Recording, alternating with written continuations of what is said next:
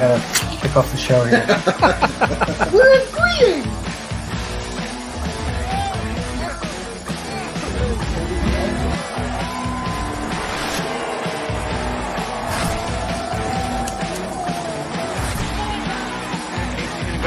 So cleaned up.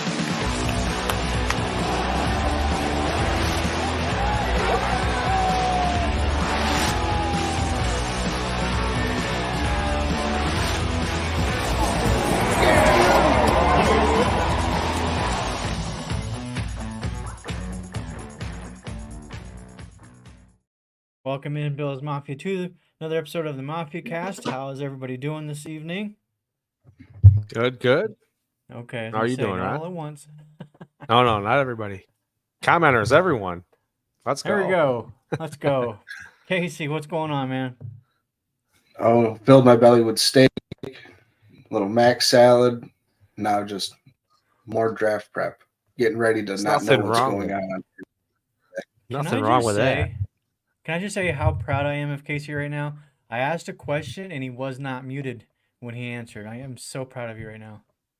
Let me tell you, me and that mute button did have a little bit of a battle right when you first came on, or we first came on. So, but I won this round. You got it. It's nice to hear you when we want to. So Yeah, it's always good. at least somebody We just does. shut you off whenever we feel like it. Yeah. Yeah. All right. So, hey, this is draft week. This is a big week. Everything that we've been talking about for the last couple of months, all kind of culminating in this week. Thursday evening, we will have a show, same time, 7 o'clock Eastern time. I believe the draft kicks off at 8 o'clock Eastern. I'm not sure if that's exactly correct or not. But Yeah, it's always started I'm- at 8, and the first pick is made at like 8:15 or something like that. yeah, I am excited for it, looking forward to it. Hey, what do you guys think? Let me just start with the question that's kind of been tossed around a lot over the last few weeks, and we're going to ask it again anyways. Knowing a little bit more, we've kind of listened to the press conferences from Brandon Beane and Sean McDermott. How do you feel about the Bills staying put at 28 versus moving up or moving back? Has your opinions of that changed at all? For me, not really. I feel like our guy is going to fall to us, and I'm going to be happy with who it is, regardless. I think I have like favorites out there, but whoever it is, I have faith they're going to work out for us. If we could stay right where we're at. Yeah. I think there's enough talent out there. Call it best available, whatever it is. I'm okay with it. I don't feel like we have to move up or anything like that. Guess it depends on who they might be targeting. We hear about the best player available scenario all the time, and I've kind of talked about this before. I don't fully believe in that. I think there's a give and take, like a fine line that GMs are walking versus best player available and draft need. I've told you this before. If Michael Penix Jr. happens to fall to 28, Buffalo's not taking the best player available because that would be him. So I do think that there's some differences there. Casey, let's hear from you before I continue on with my next thought on that. I mean, I've been seeing a lot of like stories coming out that Brandon Beane has traded up like all but I think it's like one or two of the drafts since he's been our GM. So clearly, if there's a guy that he wants that starts coming within range to where he doesn't have to give up the farm, he's going to go do it. He's done it with Dalton Kincaid, Tyler Elam, Josh Allen, Tremaine Edmonds. Josh Allen traded up twice for, then he traded back up again for Tremaine Edmonds. So he's not afraid to do that, especially if he thinks that they're going to be a pillar on this team the way that Tremaine and Josh were and are. So I've said it since this whole process has started. I have zero expectation of picking at pick 28. I think it's either going to be someone like Brian Thomas Jr. It's going to slip into the early 20s. We can give up a couple of the later draft picks that we have since we do have so many between rounds like 4 and 6. So I think that we might be able to package 28, maybe two of those to jump to 22 and get and get Thomas or somebody like a Jared Verse, maybe even a Byron Murphy if they start falling. So if those guys aren't there, I mean it's just move back unless they truly are in love with Leggett and McConkey, and they're there. You get the 5 years with them at the cost control. So you let it ride with that, but I don't really expect 28 to happen. Yeah, or Mitchell. We're just going to throw the name out there. You forgot to add one in. We are intentionally leaving Mitchell out. I know I can't. I just can't leave him out. He didn't even come across my mind when I was coming up with those names. I know. I've forgotten so far about him. Like I just don't have the interest. And he's going to be the one that's the next Justin Jefferson somehow, and Mike's going to ruin it. I was just going to say, we were kind of talking about this before the show. Regardless of who the Bills select, if they do happen to take Adonai Mitchell, I hope I'm wrong. Let's just be point blank about it, because you're right. If he's on the roster and he's the guy, we're all going to be rooting 110% for him, and hoping that Casey and I are wrong on him. And hoping that, this time next year we're telling Mike how intelligent and smart he is when it comes to mock drafting. I don't think it's a lot of people might not agree with you with that part. No. Oh yeah, I hope it doesn't happen either. But I hope I am, though. I'd love to see it. I mean, like I said, let's be honest. Regardless of who they take, we hope we're right or wrong that it's for the positive, because we want our team to be great. We want them to continue to be competitive and strive for a Super Bowl. I want to go back, Casey, to what you said, something you said a while ago about Brian Thomas Jr., and that kind of leads us into a mock draft that I put together a day or two ago, and I really like the draft. There was, I guess, one glaring issue that we'll talk about shortly, but before we do that, you said jumping up into around 21, 22, and landing a guy like Brian Thomas Jr. Here's what happened. I'll just throw it on up there here really quick. So here's the how the draft played out. My intent when I went up to 22 was actually targeting Latu, the edge player. Yeah. Yeah, but when the positions became available, now we kind of shift towards the best player available a little bit, and suddenly Cooper DeJean was there. And I don't say most, but a lot of the prognosticators, myself included, believe that Cooper DeJean fits more of a safety role. And if that's the case, you're getting possibly the best defensive back in the draft with Cooper DeJean. But my point was about Brian Thomas Jr., he was gone already. Every single mock that I have done where I've moved up to 20, 21, 22, he's gone.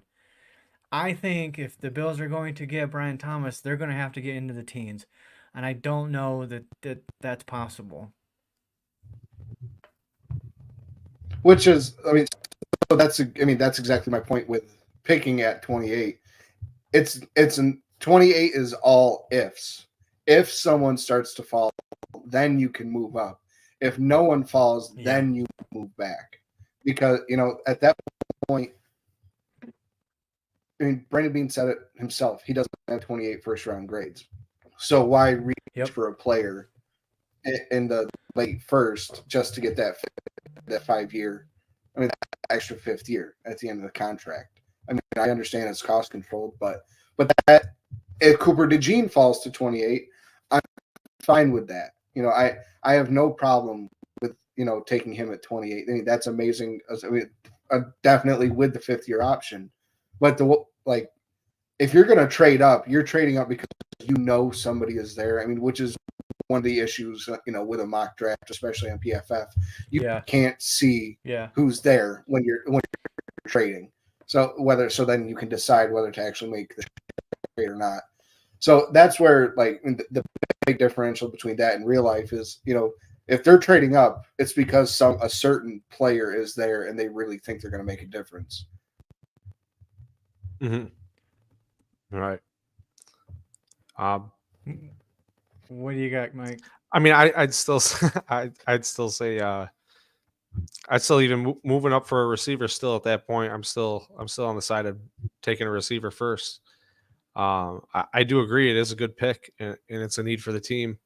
But like I said, I'm still on board with the receiver with the first pick. I don't see why you wouldn't. We've seen defensive linemen too. We've been talking about. So to see a corner or a defensive back picked first, I mean, it's a little different than the mocks I've, kind of been doing lately. But then again, if it's your guy, you're moving up, you're going to get someone who you're seeing some pretty good potential in. Yeah, it could be. Yeah, and it's kind of hard to tell with this draft. I think even more so than what we've had in the past, because there are a number of concerns or issues, maybe if you will, in this roster this year. And I mean, you can make a case for corner because after Rasul Douglas and Christian Benford, we don't know what we're going to get with Kyrie Elam. We hope that he can rebound and become that number one talent that we thought we were getting. Dane Jackson is gone. I can't think of any. There's the Ingram kid. We don't know what we're going to get with him. That's who I liked him a lot last year, like in the preseason when Ingram? he played. I was really happy with how he played. And I think he was borderline, making the team. I think if there was a bigger need at corner last year, I think he definitely would have got the nod. So I think that might be it this year, that they bump him to, CB 4 or 5 with Tehran being in that room technically. So I don't think that corner is a super need. I wouldn't hate it, with one of the starting in the 5th round, taking somebody like that, because we've seen how this coaching staff does with corners, especially like in the late rounds. They can turn, it's amazing what they can do with these guys. They turn a 7th rounder, 6th rounders, undrafted free agents into, multi-contract guys in the league. So I think corner's a need, but I don't think it's like a day 1 or 2 need for sure. Yeah. But like then again, looking at this particular mock draft, with him being picked first, and then seeing Troy Franklin and Brennan Rice in the 2nd and 4th round, I mean, I really don't have a problem with it at all. I mean, if you could pull that off, I'd be more than happy with that. DeJean, to me, is a guy that you can pencil in there for the next decade. I really think he could be that good. So, if you can move up. But let me now ask you this, because when I made that trade up, Leto Latu was there.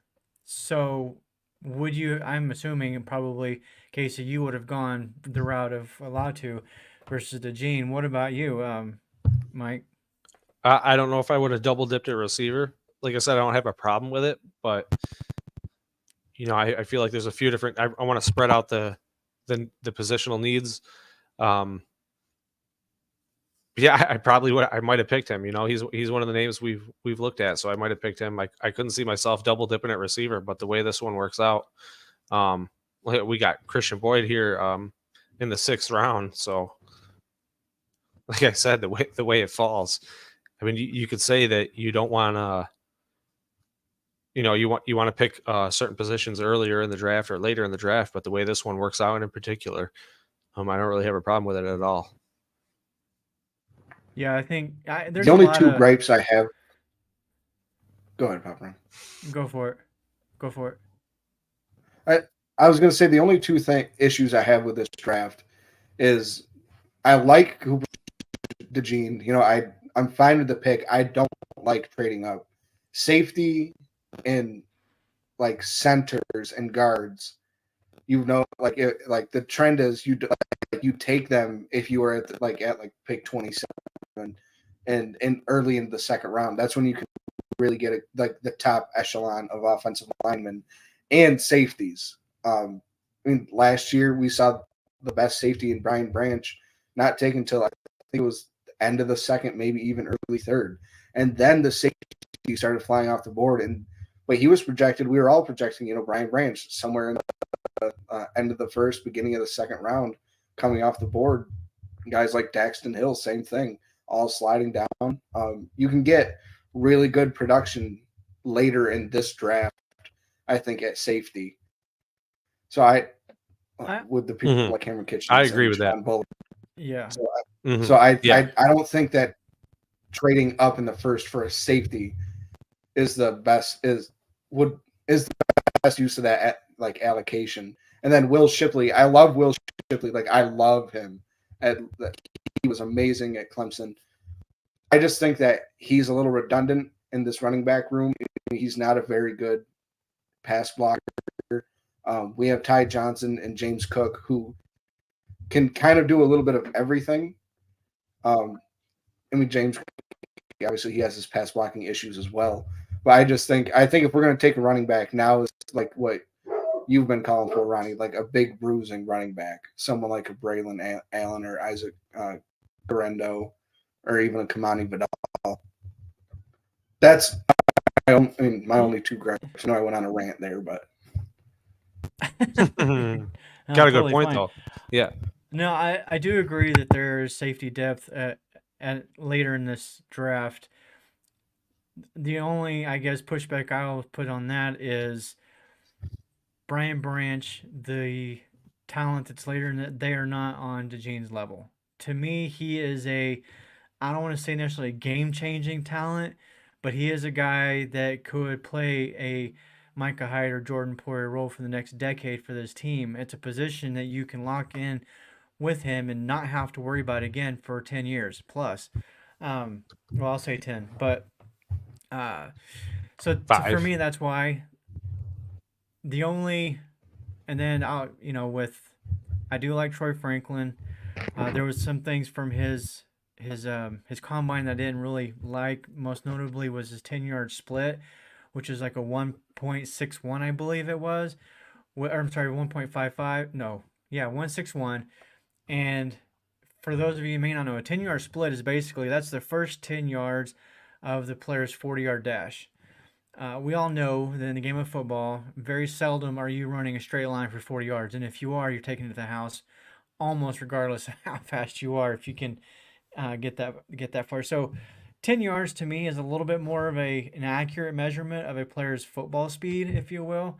So that's my only concern with Franklin is that is kind of slow. It's average actually. So I went out and kind of did some research on it. When you start getting into the 1.6 range, you're talking about very average speed at that point. Down at 1.55 and below, that's when you start getting into the elite speed, and Franklin does not have that. I will add to that though, he still produced like 140 plus receptions over the last 2 seasons at Oregon, over 2,200 yards, 23 touchdowns. You can't Mhm. argue those numbers at an elite program. Right. He's no stranger to and having the played ball. and he played with a good quarterback who might be taken in the first round, probably high in the second, and Bo Nix. So he's understood what it takes to be the focal point of an offense, Yeah. Mhm. and be And for a relied second on, round and pick.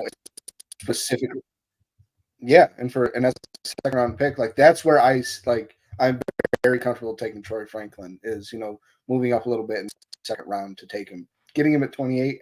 I don't really love that. If we do, I mean, it's one of those. We take him, he's got my full support, but Yeah. yeah, I would not hate that at 51 at all. Yeah. Before I continue, let's see. Zach of all trades, I'll push back some on Casey. DeJean's a phenomenal prospect, and not only is he safety, he has CB experience too, and also punt return ability with some kickoff. With the new kickoff rule, DeJean would be perfect. And that's one of the things too that I keep reading about with DeJean is he's extremely versatile. He's the guy. He's the type of guy that if God forbid, Taron Johnson goes down, DeJean can fill that role. If one of the two corners go down, DeJean can fill that role. He can play all the positions in that defensive backfield. And yes, he can do special teams and kick return duties too. So he's like the epitome of what Sean McDermott loves on his defense, and that is versatility. Almost to Mhm. a fault, because we've talked about this before, how I feel about the rotation and the versatility up front. Give me some guys up front that can get it done, play in and play out, and quit with the rotation and all the versatility. But I think on the back end, when you're talking about the secondary, that could be beneficial because then you can move guys around. You can create different looks a lot more so with versatility in the defensive backs. Mhm. Yeah, I mean, you make it So, sound like well, he's just an all around good athlete. You could really Yeah. use anywhere. so that's kind of the last thing I'll say about it is that's what I don't love about DeJean is that we're projecting him to be a good safety. He hasn't played safety like full time, like through for an entire year. So it's projection, and I understand that corners go to safety. They make that transition, but it's no guarantee. So it's Yeah. just one of those things. It's just puts up a little bit of a red flag for me to where it's like, okay, it's not his absolute natural position that he's played for the last 4 years, and he's really solidified it. He knows the ins and out of the position. So he'll still be like. I feel like there will be a little bit bigger learning curve with him. Right. Yeah, and that's a fair point too. Speaking of talking about the second round, I do want to go back to that because Zach here brings up would not trade up in the second for Franklin, stick at 60 for him, or maybe get Polk there. I don't have a problem with that if the option is there. I'm just not seeing Franklin Yeah, lasting that long, and I would rather have Franklin than Polk. I agree with that. Yeah, I don't mind moving up 9 spots from 60 to 51 for him. That's not huge. Yeah, and well, and you look at the draft picks that had to be given up there. It's kind of small to look at right now, and I can't see it. But they were It's a all fourth and a later, sixth. yeah, later round picks. Buffalo has multiple of those already, anyways. So this was kind of one of those situations where I just packaged some late picks and moved up and got kind of got the guy that I wanted. And like we talked about with McDermott, that's what he, or I'm sorry, with Brandon Bean, that's what he does. When he sees a guy that he wants, he moves up to get them so that the value is right. Um, so and then after that, Unless, let's talk about unless it was Brandon. James Cook when he somehow traded down twice last year in the second round and got him. I got to Yeah, admit, that was some of the most masterful, like masterclass GM I have ever seen. yeah, For I'm on sure. board with that. Um, let's talk about really quick Brendan Rice. This is somebody that we haven't really talked about a whole lot lately. I started looking a little bit more into him because it was brought up during one of our live shows a couple weeks ago from one of our viewers about Brennan because that's Jerry Rice's son, and we keep talking about Luke McCaffrey and the bloodlines with the McCaffrey family and the success they've had in the NFL. Well, I think the same should apply here to Rice, Brendan Rice. And genetics isn't everything. We know that. A lot of what made Jerry Rice, great was his work ethic. And I can only assume that he has instilled that same work ethic in his son. But Oh his yeah, production at USC wasn't that great. Um, but as a fourth rounder, and we already got Franklin, I'm willing to take that shot. Yeah, like definitely, you've been pounding the definitely table that for spot. McCaffrey due to bloodlines. I've been pounding the table for Rice for that same reason. I'm like in the fourth Yeah, round, if you either or. can get, the guy considered the best wide receiver of all time, you can get his son, who Yeah. you hope has the same work ethic, and put him in the building Mhm. where McDermott and Bean get the most out of guys, and put him with a quarterback like Josh Allen. The sky would be the limit at that point. Like that, I And, would absolutely be thrilled with that. Yeah. yeah. Hey, and And I like Jerry Rice in the mid late '90s too. I was a fan. The Niners were doing good. So for yeah, sure. and if you look at Brennan, his stature is more of the stereotypical. You guys know how I feel about those stereotyping Yeah. boundary receivers, but he's 6'2". He's over 200 pounds. He's bigger than his dad was. And if I believe the 40, I looked it up earlier. I think it was like a four. Oh my gosh, I've forgotten now. But um, it wasn't blazing fast, but it was fine. It was adequate. He did have a good 10-yard split though, which I believe was like a 155.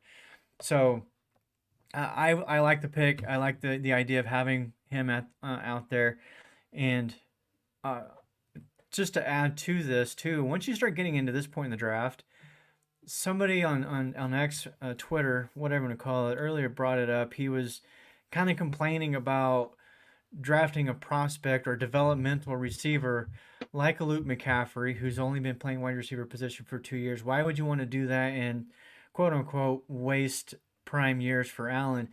But when you look at this and you're talking about the 4th round and beyond, and even before that in a lot of cases, we don't know any of these guys. Caleb Williams could be a flop for all we know. Mhm. And so in theory, aren't all of these guys developmental to some extent? Every one of them has a question mark. So we're Right. talking about the 4th round here. I'm Mhm. willing to take that chance on with Rice. Yeah, and I'm looking at both the 40 times Exactly. right now 'Cause at of least- McCaffrey and Rice, and you got Rice at 4.5 and McCaffrey at 4.46. See, I saw one for McCaffrey that was 4.39. I believe that's what his combine number was. I believe it. And then with Rice, yeah, I think 4.55 or 4.51, somewhere around there is what I remember seeing. Which, I mean, it's not blazing, but again, these guys aren't going to be running 40 yards straight, Dig, in the NFL. Exactly. Diggs ran at 4.5. Diggs and Davis both ran 4.5s. Yeah, so They were able to get behind the receiver, behind the defensive backs. So I don't, as long as they run, a 4.5, like a low 4.5, it's between low 4.5 and 4.3.5. You're like, all right, that's standard basically nowadays. Anything higher is slow. Anything lower, you're like, damn, like that's tired. That's like almost Tyreek fast. So that's right in the standard threshold, I'd say. Yeah. I want to address really quick what Wilson Brian mentions here. Then going up to get DeJean would be their way of justifying not going up to get Trent McDuffie a few years ago. The story that I have heard on that is he was the target. And when he got taken by the Chiefs, that's when Brandon Beane's like, oh, crap, I need to jump.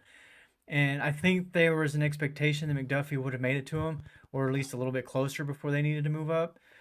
Obviously, we don't know that. It's just, kind of what I've heard. But, and I think it's hard to say if that backfired at this point. I'm going to give Kaiir Elam one more season. I'm willing to give him benefit of the doubt going into year 3 and see what happens. But, again, we don't know.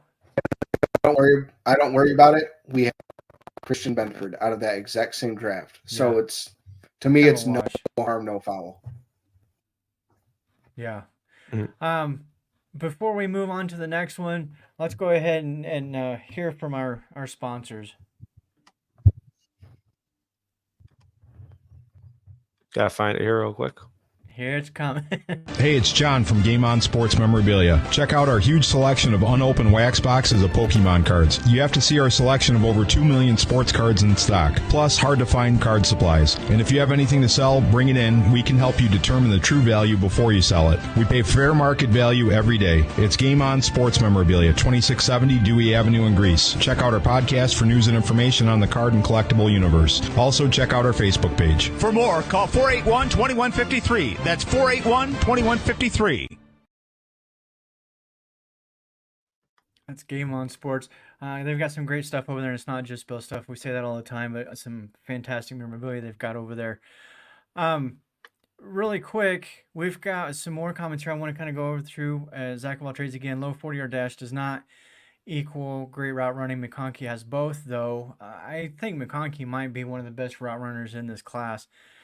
And has the speed. Yeah, he's a big favorite of ours over here at the Mafia Cast. Mm-hmm. Also, with his new DB coach, can help Kaiir expect a big breakout for him. I'm kind of on board with that.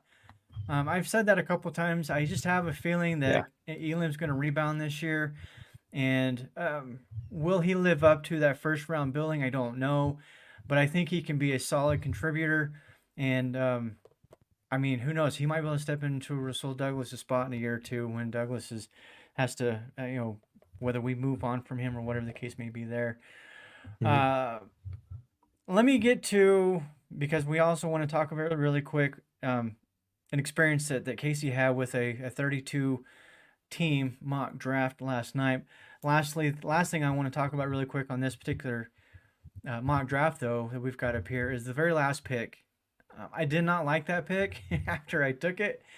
In fact, I wrote. If you want to see the whole breakdown of this mock draft, I wrote the story today. It'll go live tomorrow over at BuffaloLowdown.com. But so I commented in there.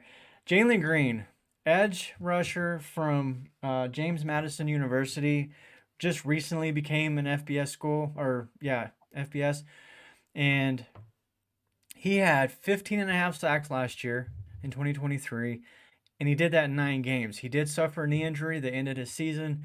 From what I've read, he should be available and ready to go by training camp.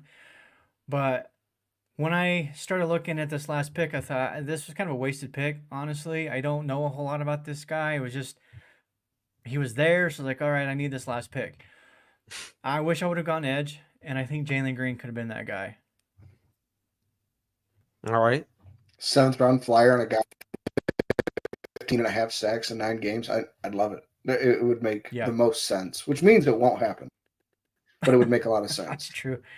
He, after those first 9 games, in fact, and even that 9th game really didn't count because he, obviously couldn't finish the game. But he, at that point, was leading the country in sacks. He had 15 and a half. He was also leading the whole nation in tackles for loss with 21, 56 total pressures.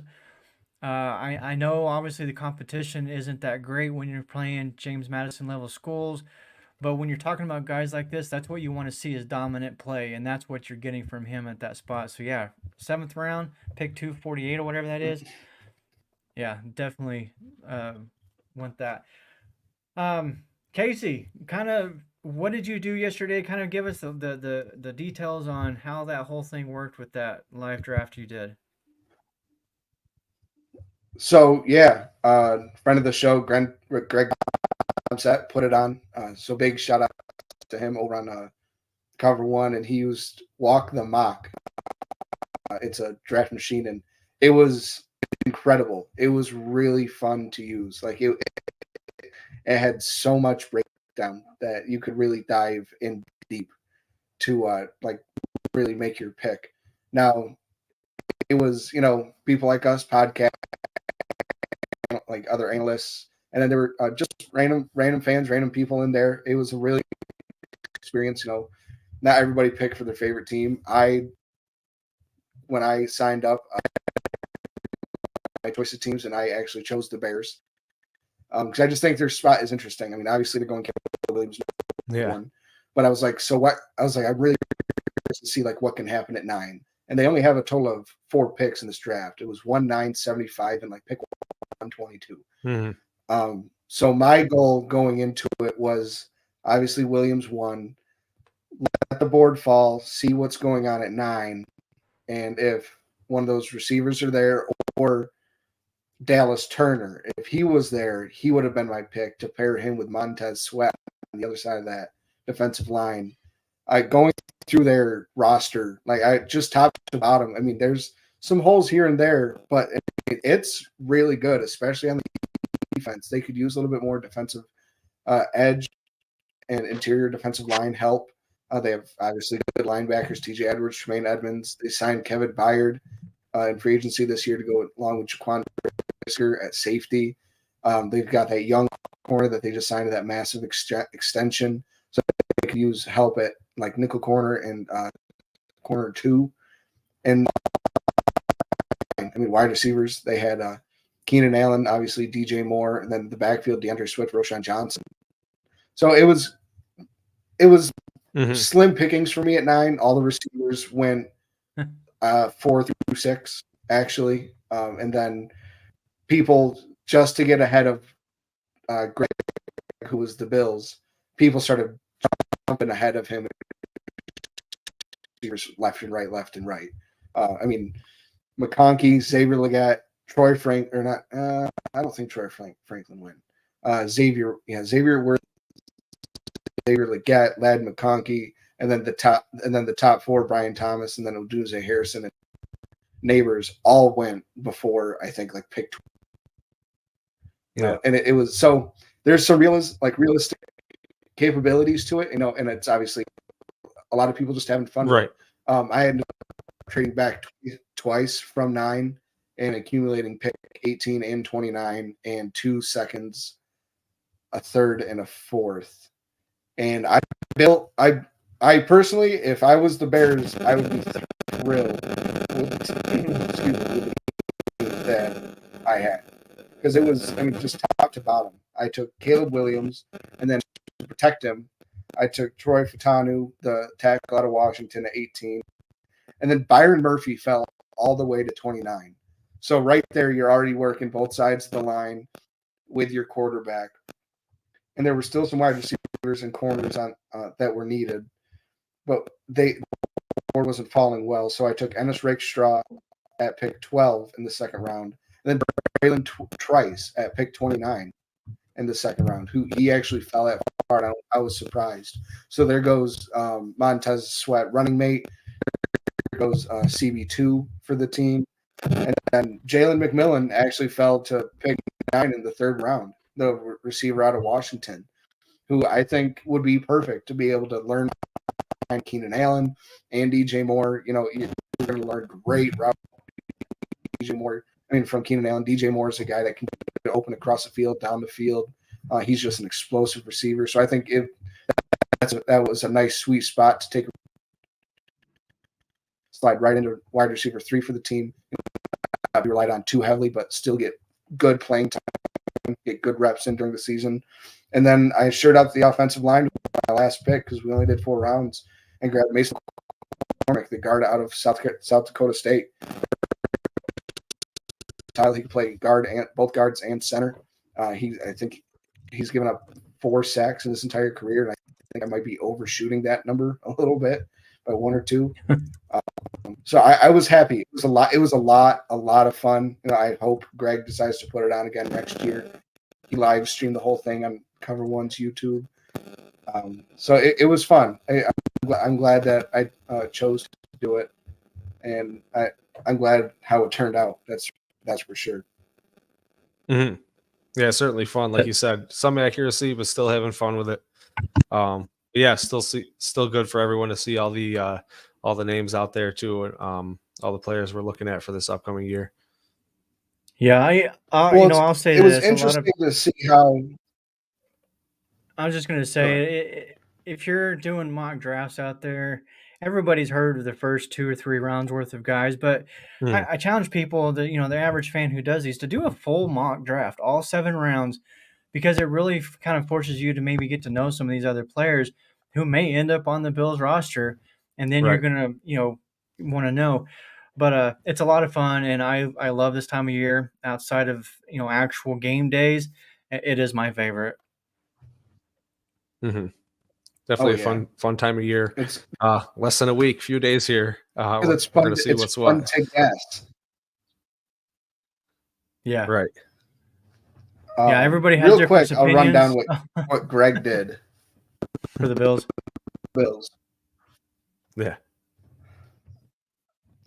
So Greg stayed put at 28 draft chat board, and he was trying to move up until he started seeing all the second round wide receivers going in the team, basically.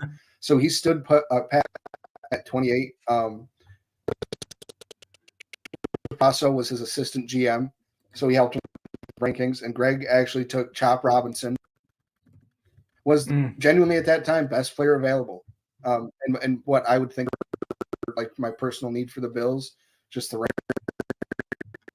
the ability was there. And then in the second round, he traded back 2/3. In the third rounds, he took Javon Baker and Chris Trapaso's number 1 safety of the draft, Jaden Hicks. So there's the depth for you that we were talking about at the safety position this year. And then he finished off the draft in round 4, taking Ronnie's guy, Christian Boyd. So it went well for them. And before I forget, he also traded next year's first round pick for Brandon Ayuk. And he did that in the middle, and while he was looking at wide receivers in the second round. And that's what made him decide to trade back, was they had landed Brandon Ayuk. So that would be a heck of a haul, if the Bills come out with Brandon Ayuk and Javon Baker, Christian Boyd, that and Chop Robinson. He took care lot of needs that the Bills have, the glaring needs. So I would be happy with how it turned out. Right. But overall, last night was a really fun experience. Yeah, cool. That would be fun. Hey, listen, we're going to go ahead and get on out of here. We got just a few more days until the first night of the draft. We'll be live, of course, at 7 o'clock Eastern time on Thursday night. Draft kicks off about an hour or so after that. And we'll be back the following Monday to basically discuss that. We've also got some guests lined up over the next few weeks. I think all three of them, in fact, are in May, including Shout Podcast Matt Perino. He'll be joining us on the 16th. Greg, who Casey was just talking about, will be joining us on the 6th. So we've got some great guests lined up, and there is another one as well. I'm going to keep that one behind closed doors for a minute. But yeah, it's been a great show, and I can't wait till Thursday night, guys. I know. That's exciting, right? Yeah. 3 more sleeps. So for the Mafia Cast, everybody, Bills Mafia, have a good evening. 3 more sleeps. And we'll see you all Thursday night. Go Bills. Go Bills. Go Bills. Tell your friends.